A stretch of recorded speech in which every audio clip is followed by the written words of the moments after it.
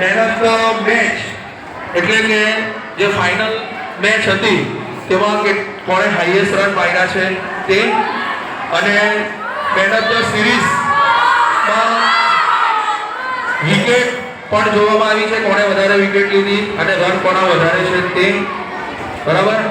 અને બેસ્ટ બોલરનું પણ છોકરાઓમાં આપવામાં આવશે. ત્યાર પછી જે ટીમ જીતી છે તે. તો પહેલા આપણે છોકરીઓમાં ગર્લ્સમાં આપણે અંકિતાબેનને આપું છું ભાઈ.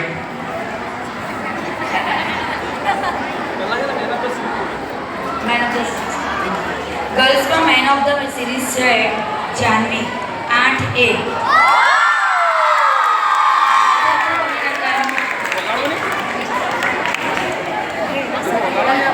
એ પછી લાપેલા થઈ ગઈ. ચાલો કે જો